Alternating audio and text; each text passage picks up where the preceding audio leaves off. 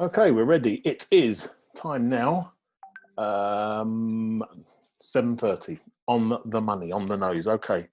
We're streaming live on the Midlife Career Advance and Development transition page, which is the group page for improving performance for tonight's Revolve and Go for this month. So bear with me just a second. I feel a bit like Jeff Tracy from Thunderbirds. I have to keep doing these things to make sure that everything works as it is supposed to. Okay. Hello, good evening, and welcome to the Pivot Your Career Revolve and Go Change Mastermind. The aim of this event is to take you through 2 schools of thought and give you strategies to help you grow as an individual through these challenging times that we're in. It's called Is It Time for Change? As a question, is it time for change as a question? And it's Time for Change, which is part of the book that I did. This is the book. Revolve and Go. Is it time for change? I'll tell you a bit about that later on. So what that is doing is acknowledging the immediacy. We should be done in no longer than 45 minutes. Now, if you're looking on the Facebook page live and you're passive there, you're about 30 seconds or 15 seconds behind me. So it's a bit disconcerting when I look at that. So let me tell you just a bit about me. I'm Reg Goslin, and I've enjoyed a fantastic and successful sales career with a blue chip corporate communications company. And I've also enjoyed positions in sales leadership, helping people to develop and to grow into effective sales contributors to deliver their sales targets and the objectives for that particular blue chip that I worked for. And I've been with a couple of small businesses since I took the step myself to leave the business after 36 years to do something totally different. And once I left, my mindset was really, really that specific, where I decided that I'm a sales leader and that's what I do. So I need to get another job as a sales leader. I was conditioned to that role, really. And one of the things that you have to do is to be open to new opportunities and experiences yourself, so you don't repeat the same mistakes and find yourself in the same positions through fear of habit or anything like that. But what I needed was, at that time, was a me when I was making that specific decision. I'll tell you a bit about improving performance, personal coaching. It was a business that I set up 2 years ago after I'd made the decision to take the step out of the industry that I was in and get myself accredited and qualified as a coach. Now, whilst I didn't necessarily need that qualification, it was good for my confidence and my competence, if you like, inwardly, to know that I'd gone through a process and learned what I needed to learn to be able to be the catalyst for change that I actually wanted to be and what I actually am.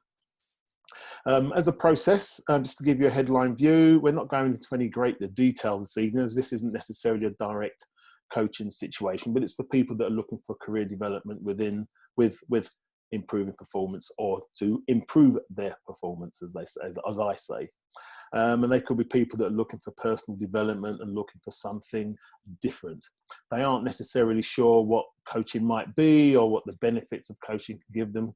So what I can be doing is helping them to look for a taster and an experience of what coaching actually is. That's what it is. And I tend to work with people that are seeking career transition, and they tend to be people in midlife. If I've got time, I'll tell you about that in a second. They may be feeling a little unchallenged, and they may be seeking career change. They may be coming back into the work environment after a certain amount of time out, or they may feel unchallenged in the current jobs that they've got. There may be a glass ceiling. That happens as well, especially in the corporate world. It can happen, and they may be bored in the role. I'll tell you about that later on. I've got a few notes to make sure that I don't I don't fall down on this and lose myself with the tech issues that we had last month. Yes, I remember them. That's not going to happen again. And one of the things I learned about myself is that I keep doing this and then looking up. I don't know what I'm looking up there. So trying to focus my face on the screen. Okay. So if it looks like I'm staring, that's what I'm trying to do. You just get conscious of these things when you've been doing them all the time. Anyway, where was I? The kind of people that I work with, they're unchallenged at work. They're frustrated. They may be bored. They're not getting the actual development that they're actually looking for, and they're not stimulated in the actual roles that they've got. Or they may not necessarily have the resources to be in a position to work with a coach on a one-to-one basis like myself. So that's why we tend to do some of these group coaching events. We'll go for no longer than 8:15, so it's no longer than 45 minutes. But it might be earlier than that. It just depends. There may be some interaction on the Facebook page. We'll see. But I'm recording this tonight so that I can just use it every month, if you like. So generally speaking, the people that I work with are born in the early 60s, 63, 64, something like that, to around 1980. They used to be called Generation X, but I've dropped that from the website and all of my content because a lot of people didn't know what that was. So at the moment I'm sticking with midlife. That's got its own connotations. Until I find a word, I don't want to use middle age. That's just wrong. So the people that I work with are in their mid to late 40s, well into their 50s to late 50s, if you like. They are stuck. They want to make a change to their careers. They may not know necessarily what they want, as I said, and I help them to find out who they are and what they want. So about this masterclass this evening, I've got my whiteboard up there where I put all of my my notes and comments and all that stuff. We're going through very, very difficult times at the moment, very, very challenging. The last 3 months have been very, very stressful and frustrating for different people and for different reasons. We're all individuals, aren't we? Businesses are stretched. We've got a lot of people out there that aren't currently working due to being furloughed. We've got some people that have lost their jobs. We've got some people out there that are working in smaller situations at the moment. And the reason that it's absolutely imperative, really, why we're doing this, that we embrace change at the moment, because professionally and personally, I believe we've some more distance to adapt to. I think that's the best phrase of putting it. I'm not saying it's going to get better or worse. It's just a distance that we have to adapt to. And that's one of the reasons that I'm trying to add some value here. So let's get into it right now. Because it's Motivation Week, I'm still going to do what we do when we talk about change. But what I also want to do is to bring in some of the motivation stuff. So if it feels like I'm going at a pace, pen and paper is going to help you. But then you can always contact me afterwards. So what is change? In essence, on its own, it's a 6-figure word, 6-letter word, if you like. It's both a noun, it's a verb, and an idea that either scares you or thrills you. And that's the challenge that we have. So I keep looking back up. That's the human in me, but I'm trying not to do it. By definition, change is an act. It's an instance of making or becoming different. So by its very nature, change is hard to characterize because change is always changing. It's inevitable, it's constant, it's always with us, and many of us fear it. We're uncertain when we're making change, aren't we? So why is that? Why do we struggle with it? Because it's risky. It's risky. We may lack purpose, which we'll come on to in a moment, but we could be lacking purpose.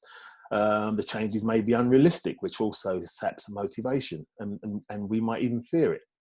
Only I would have a phone ringing when I'm in the middle of a thing here. Sorry, hang on a second. Sorry about that. Just get rid of it. See, sod's law, isn't it? Sorry, get rid. Bye-bye. Okay. What did I... See, this is what happens when I haven't got a script or anything like that. I'm trying to do things from my post-it note down there. Okay, I said it was risky. I said when we lack purpose. The changes may be unrealistic and we might fear it. So let's take those reasons separately. Many of us are risk averse. We don't like taking risks. We like things to stay as they are. And it's why some people react to other people making changes to their own careers or their lives. And that may be something that impacts them directly. We may prefer to stay within areas of comfort where there is no danger. We may have financial commitments, or we might be looking after a relative for whatever reason. We might have school-aged children or children in further education. It may be that we lack purpose. It may be that we lack purpose. In order to thrive and survive, the human being must have purpose to their life and a reason for being. They've got to have that, a reason for doing what they're doing. So whatever your purpose is, change guides your decision making. It really, really does. Change influences your behavior, and it's driven by your values and your beliefs infrastructure. And we'll be talking about purpose afterwards. and when we go into the motivation stuff. So with careers, your purpose will be defined. If it's something that you studied for, or you're passionate about, or you may have a job that you do with the purpose being a little bit more practical. Okay, it could be more practical. So understanding your purpose often ends up or results in a person living a more meaningful life compared to those that probably don't. So maybe the change that we want to make is not realistic, because we told this to ourselves. We told ourselves that it's not realistic, or really is unrealistic. We don't know. So we didn't bother doing the change. We didn't consider it. It could be a forced change. We all worked in areas where change has been put on us. We haven't had a choice about the change, which itself may make you fearful. And when this happens and the impact is significant, we go through something called the grief cycle. And that was something that was written by a lady called Kubler-Ross. Susan, I can't remember her name, but it was Kubler-Ross. Elizabeth Kubler-Ross. There you go. I'm going to put that into the notes section so you can go and look it up, because I usually use a graphic to explain what that's about. But Elizabeth Kubler-Ross is a lady that, let me get my notes again. She's a lady that wrote this grief cycle, and she says that there were 5 stages of grief, and the first one was denial, and we're in the denial phase because we lack information. There's not enough information. The thing happens, we go into denial. There's no communication. We try to avoid it. There's the truth of the matter. There's confusion. There's shock. There's fear. And then we move on to the second stage, which is anger. Again, lack of information comes, and lack of communication, and we experience frustration. There's irritation, and anxiety might even be something that is developed by it. And then after that, it's depression. And some people are overwhelmed. They feel helplessness. They feel hostility. The urge for flight kicks in. You know that phrase, fight or flight, that kicks in. And what happens then is that we get overwhelmed by it all. And then after that, we're looking for emotional support. Then after that, the 4th stage is going to be bargaining. And that's when we struggle to find meaning in what's happened. And we're reaching out to others, and we're only telling one specific story. And then finally, the last one is acceptance. And that's when we're bargaining, we're exploring options, we're making new plans, we're putting them in place, and we're moving on. And we're actually getting and giving guidance and getting and giving direction about it. And so those are the steps that you go through when you're grieving. And change, especially if it's a big change, you go through a similar cycle. And if you think about it, some of the huge things that have gone on recently and continue as we actually speak, you can look at this model and you can see where people are in the cycle, you know. So there's people out there, so I'm not going to get into all of that, but you look at the cycle and then you'll see what I'm talking about. But I'll put that into the chat later on so you can see it. So why is change important? Well, it gives you personal growth. It gives you responsibility. It helps with responsibility. It helps you with your confidence. It helps you with motivation. You grow resilience. You have to have resilience. Remember I said at the beginning about thrive to survive. It gives you excitement. You know, that gives you something to look forward to. It gives you a story, and it helps you to learn your own strengths. And you know, it's important because you have to change. You cannot stay still. I've been recently telling people that my Sainsbury's story. When I left the company that I worked for 30 years, I know I still look very, very young, but when I worked for them after I was leaving, it was a glass ceiling. There was nothing wrong with the company. I loved the company, but there was nowhere else to go. And I don't know what it is. It might be that you get older. I don't know, but you find yourself in a situation where you think, you know, I cannot be sitting here bored like this all the time. There's no challenge. It's boring. It's frustrating. It's getting to the point where I wake up in the morning and I think, oh God, I've got to work. So it was time to think about it. And I was in 2 minds, because obviously, having worked for somebody for 36 years, I only ever knew that bubble. That's the only bubble that I knew. It's the only place that I knew. And stepping outside of that was damn scary, let me tell you. I was resolved to doing it, but I was still scared of it. And then one Friday, I was going home with my wife, going shopping with my wife on a Friday afternoon. See, that's how bored I was. I went shopping with my wife, and what happened is that I was pushing the trolley, because my job was to push the trolley, because she didn't want to dive deep down into the trolley to get stuff out, because it obviously impacts her back. At that time she had a few back problems, so I went and I pushed the trolley. And while she was doing stuff and getting stuff, I was pushing the trolley, and I looked around the shop, as you do. I was doing my emails on my Crackberry, as they call it, the Blackberry. This was back in 2015, right at the beginning of 2015, January. Or December or January, I cannot remember. And what I had was, I was pushing the trolley, and I looked around and I saw all these people, and something occurred to me right there and then. I promise you, it was my that was the moment I had. It was my aha moment. When I finished pushing that trolley and I was looking around, I saw all these people. I saw people buying clothes. I saw people at the checkout. I saw people checking out the meat, checking out the fish. I saw people buying alcohol. I saw people buying bread and groceries. It was a massive saying. That's what they do. And it occurred to me right there and then that not one of those people worked for the company that I worked for, and they were surviving. They were surviving. See? And that's when I thought, you know what? They're surviving. I'll survive. I'll survive this. So that's when I made my decision to go. So here's the big question. When is it for you time to change? Well, everyone's different, right? Everyone's different. You find yourself focusing on the little things. So there's lots of reasons when you know it's time for change. So there's a few things on there. I've written some down on my little post-it notes. So it's giving me a prompt. That's why I'm looking down there when I do that. You find yourself focusing on little things. You can listen. It's all around you on social media. It's in the newspapers. It's on the news. It's in text messages that you get from people. Little things that seem to spend an inordinate amount. You spend an inordinate amount. You spend enough time focusing on. Okay, look at me trying to use these fancy words. Why do I do it?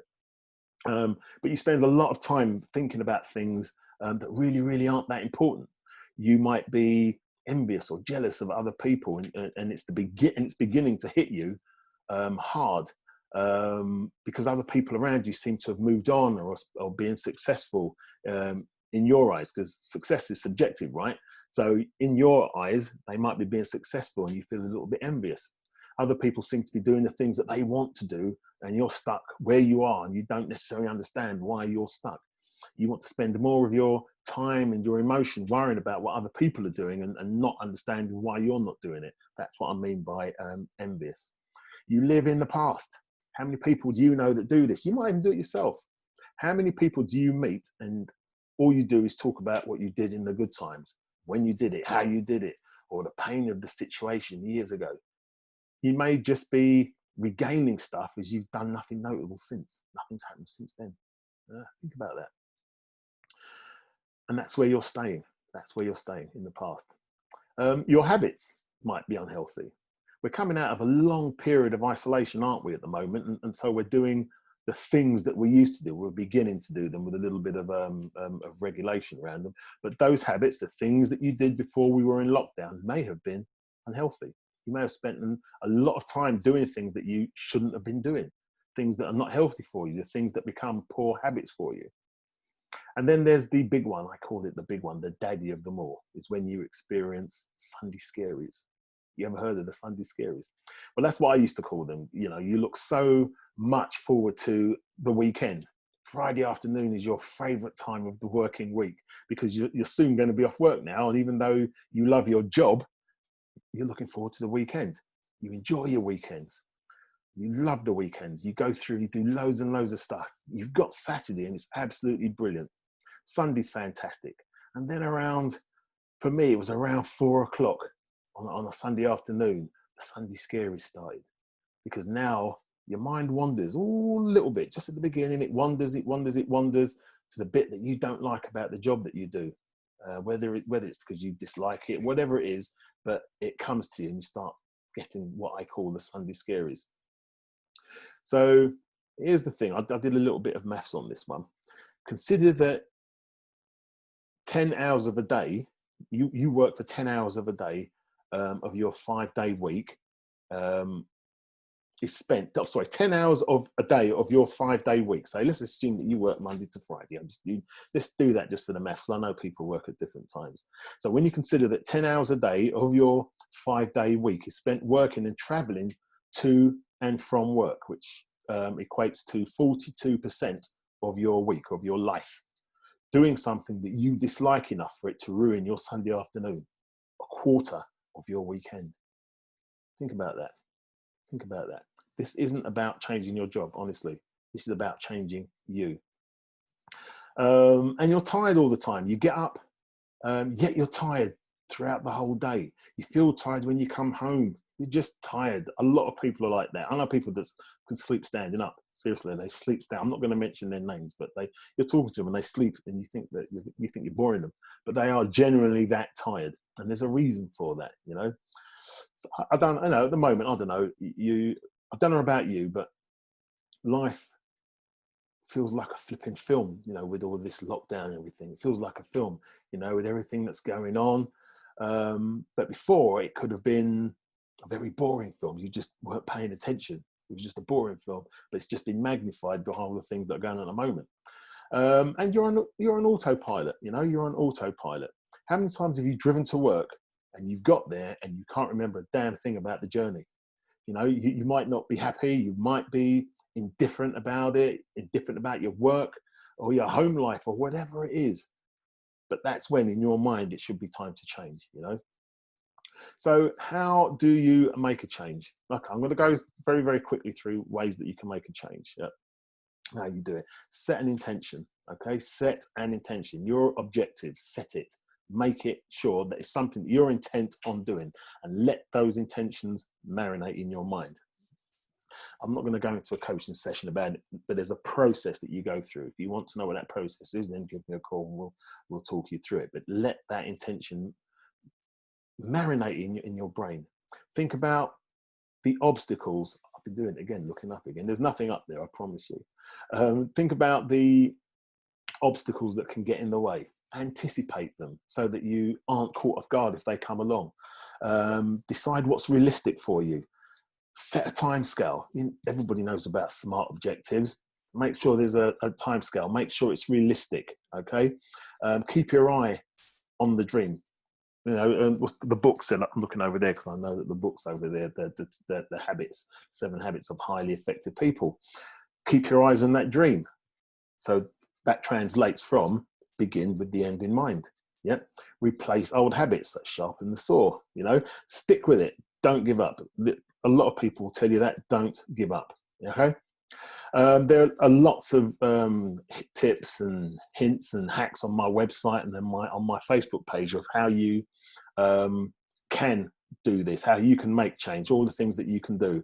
Again, I'm not going to do them here. Sometimes I'll do that, but today I want to bring in some of the priority stuff, so I don't necessarily have time. But you can contact me on the link that I'll put in the comments for a complimentary session. Not many people do that when I put it on Facebook. It's weird. They do it from the website, but not from here. But it is complimentary. It's not a selling thing. If you want to talk to me, click the link, book some time to have a conversation with me, and I can put you on the right road. That's all it is. That's all it is.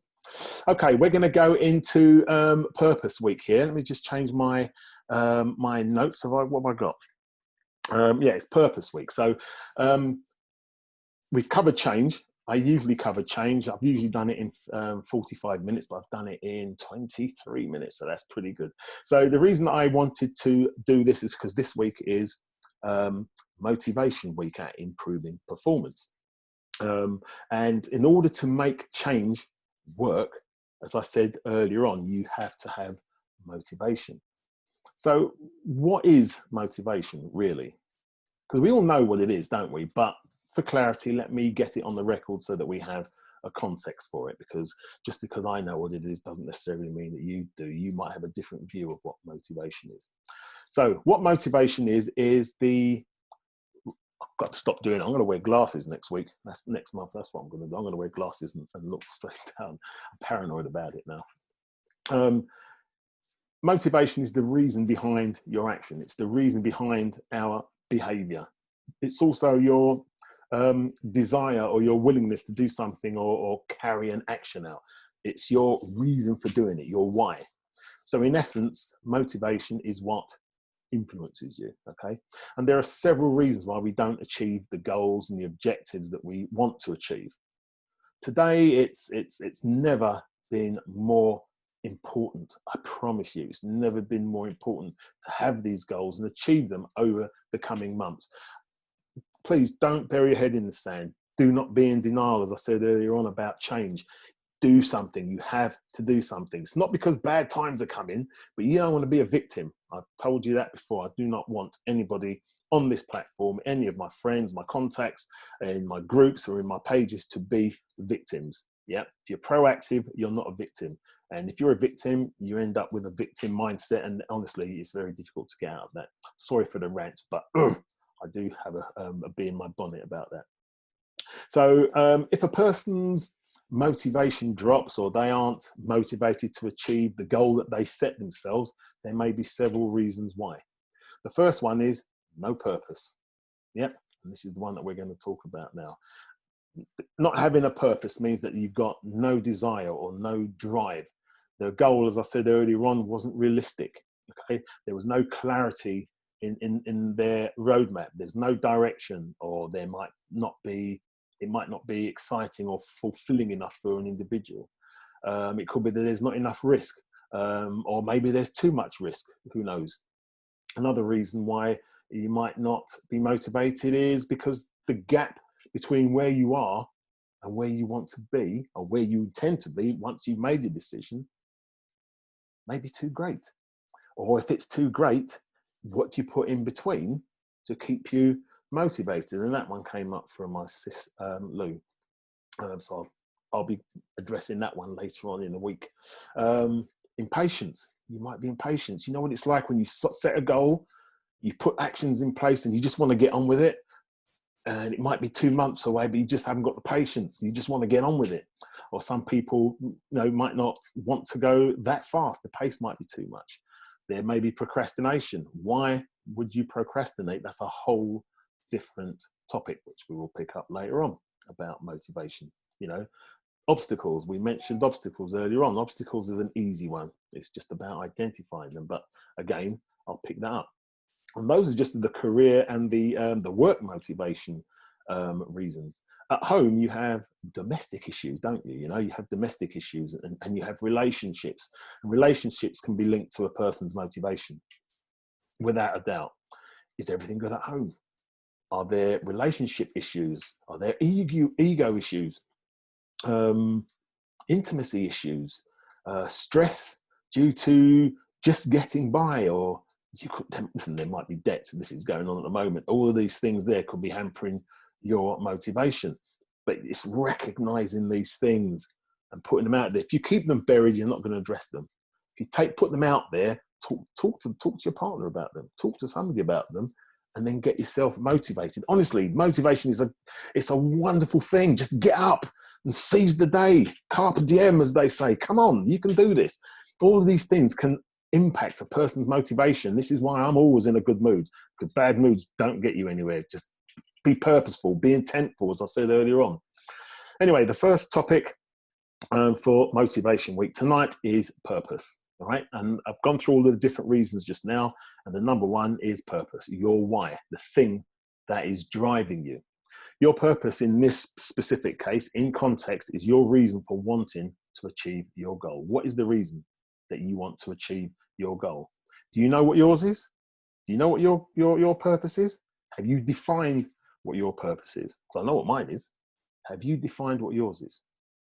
My purpose is to engage and help as many people as I can to grow over the next 5 years. That's my purpose. What's yours?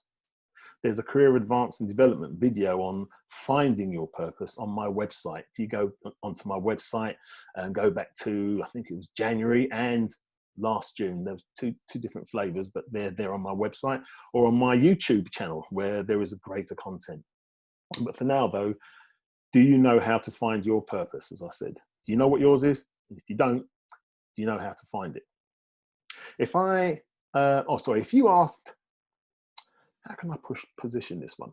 If you asked that question to a load of your friends, yeah, the majority would likely say no, because there's a world of possibility out there. They'll just go and do what they want to do.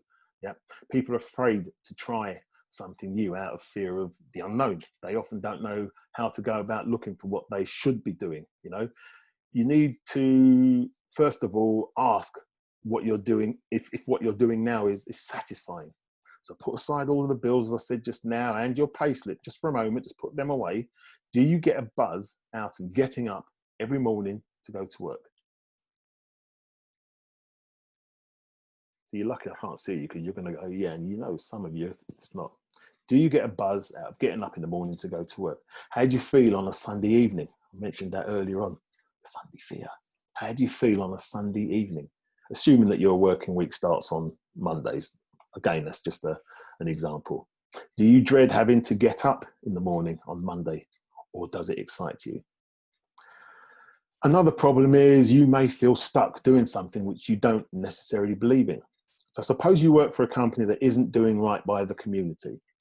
It may be legal, but you don't feel it's ethical, or it doesn't sit with your values. We've talked a lot about values, haven't we? The job itself might pay well, and that's why you stick with it, even though, you know, like many of the people that work there, you get on with them, you like them. But the company sells something that makes your stomach turn. I'm just using this as an example, so don't think that I'm not picking on anybody's job here. An example of this, I'll give you an example of this, could be working for a perfume company that tests on animals, or working for a tobacco company that doesn't give a damn about the health of the people that it's targeting its product at. I'm just using that as an example, okay? It might go against your values. So you need to ask yourself if you can continue to work in an environment which doesn't fit well with you. I'm using those as extremes, you understand? You could be working anywhere, and you'll see those things that just doesn't sit with you. Because what happens is we chase the pound note, we chase getting the bill paid. And what I'm trying to say is there is another way. If you take away the fear, if you embrace change, you can pretty much do what you want to do if it's realistic. That's the point I'm making it. Like many people, you've fallen into a role. What time is it now? I've still got time. We've got 15 minutes. You've fallen into a job. You've fallen into a role. Loads of us do that. Sales, insurance, double glazing, car sales, photocopier maintenance. They're all noble professions. You understand? They're all noble professions. There's nothing wrong with those jobs. But go back and understand how you got there. Was it something you were passionate about? Did you dream of taking up that particular career? Was it something that you dreamt of? Is it something that you were really, really passionate about? When I first got back into sales, when was it? It was I'm looking up now because I'm actually recalling. See, there's a difference between like and recalling. See, I was recalling the 1980s, good times. I was in sales administration, and the salespeople, they were called commercial officers. They all dressed like Crockett and Tubbs or Pamela Ewing, because it was the early 80s. Some of you are like, who the hell are Crockett and Tubbs? Miami Vice. If you don't look up Miami Vice and look up Pamela Ewing and look how they dressed, these people came to work dressed like that, honestly. And I wanted to do what they did and look like they did. And they were so, so cool. I was like 22 with my curly perm dripping on my collar. Good times. It weren't just me. Lots of people had curly perms dripping on their collar. The things you remember when you start to look back, isn't it? Eh? Look, you need to also ask yourself, what will it take to make changes to get out of your current situation and into something that you enjoy? Eh? What will it take? It may require you going back into further education, going back at school or something like that, or at least training online. You know, there are lots of things that you can do. There are many options available, and many of them are cheap, cost effective. Many of them are cost effective. Many of them are free. I've got one launching on the 7th of September called Getting to Know the Real You. Yes, I have. I told you I've been busy, but that's next month. I'm not really going to talk about that now, but they are out there. And if you find that the path is that your career path is well laid out, that it's clear, then ask yourself, am I willing to put in the time and make an effort? Am I willing to put in the time and make an effort? If you're not, then you haven't really truly found your purpose. You haven't. You either need to continue what you're doing or find another path, another direction. So keep doing this and keep going through this little cycle until you're willing to put in the effort. That's what is about finding the motivation. You should explore your current situation and see if you can change or adapt your routine. Hundreds of thousands of people are doing this right now. I promise you, hundreds of thousands of people are doing this right now. But you can ask your company if there are other opportunities within the organization that you work for that you can explore to help you with your career development. And if there are, they may ask you to serve two roles, like your old position and the new one. My son was doing that and it's worked out for him. He was doing two jobs and it's worked out. So he's getting paid more money. They've taken some of the old job away and given him this new role. Fantastic. And this is what happens when you transition at work and you show willingness and you're adaptable and keen and you work hard. This is what people want. So working like this could require you putting in overtime or something like that, or investing in yourself with your time or getting yourself a coach. You've got to want to give something to get something. That's just how the universe works, okay? So make sure you've got the right head on, the right mindset, the right attitude, but it gives you some options to explore your purpose. And the second thing about finding your purpose, we've got 8 minutes. I thought I was running out of time. Is, will your purpose turn into something boring or tedious? Will it turn to something boring or tedious? Honestly, boredom is a killer. I swear it's a killer when you're at work. And the older you are, the worse it is, unless you're lazy, in which case it's good. But for somebody, if you're a doer, boredom's a killer. It drags the day into feeling like hell on earth. And I've had some boring jobs. And when I was about, 19, 20, when I was working for the company, I was in the early 80s, I was like a floating clerical cover in the city when I was covering for clerical support for engineers. Honestly, listen, let me tell you something. I read the whole London Weekend Television, for those of you that remember LWT. I read the whole series of the Professionals books. Honestly, there were books that were about that thin, 12 books, all 57 or 58 episodes of the Professionals. And I read them all in about a month. And when I'd finished them, I was absolutely gutted as I didn't have any more. Let me just give you the context here. There were no iPhones. There was no internet. There was no computers. Can you imagine? Oh my God, sitting there doing nothing. There was nothing. Oh my God, it was boring. Honestly, I left that one and went back. That's when I first went to sales properly. It was after then, honestly. But you may have had lots of people telling you that you had a great head for business, for instance. They might have said you had a great head for business. You sold the most during a charity fundraising event, or you became a top salesperson in your company. But selling for you is not what it used to be. I'm only using that because that's what I did, was selling. Do you know what I mean? So I'm not saying that you was a salesperson, but you're still good at it and you beat everyone else, but it's no longer a challenge. And that was me. Absolutely, wholeheartedly, that was me. So even if you're not into sales, whatever your thing is, it has the potential to become mundane, boring, if you give it enough time. So could it be that your purpose, your why, your reason for doing something has run its course? It's important not to mistake your purpose with your career. Okay. Do not mistake your purpose with your career. Okay. You can use a career to satisfy your purpose. My wife she makes chairs. She upholsters chairs. You give her a chair, she will rip the heart out of that chair. It looks like locusts have been on it. She's just left with a frame. And by the time she's finished with that chair, you've got a brand new chair that no one else has got because it's been covered with material and it's a style of armchair that you're not going to get anywhere else. When I say armchair, I mean the wooden frame chairs, with the cushions and the arms. She's made both. She's upholstered both. But as soon as you mentioned making money out of it, Nope, interest is gone. See? So the career can satisfy your purpose, yeah, but not the other way around. Your purpose should be much, much greater than your career, okay? You can change careers at any time. You can change careers anytime you feel like it. Your purpose is something that is defined deep within you. So if someone is an artist and feels that's their purpose, he or she may choose that. They might choose that as a career. They might decide that that's going to be their career. Not everybody does, but that's what it is. So if he or she doesn't keep it fresh, you know what I mean? If they don't keep it fresh, that career will get stale. I think that was kind of the point that I was making. Exciting as it is, if you don't keep learning and keep revisiting it and being on top of your game, it gets boring. But it's not always clear whether that person would give up art, if that makes sense. That's for them to decide. It has to be something that resonates deep within that person. So if you decide to tie your purpose with your career, how do you keep it fresh?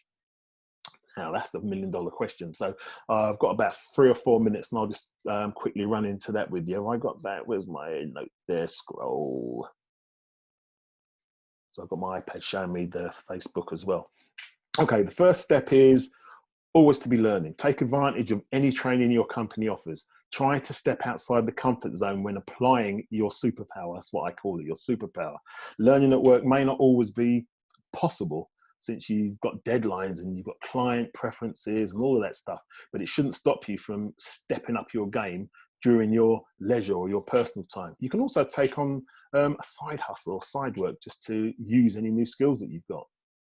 Another way to keep it fresh is to teach others your craft. What happens, I asked somebody this, one of my clients this, it's not a death question, but what happens to the skill that you've got or the craft that you've got when you die? What happens to it? It's gone, isn't it? It's gone. This is why I was telling somebody to write a book.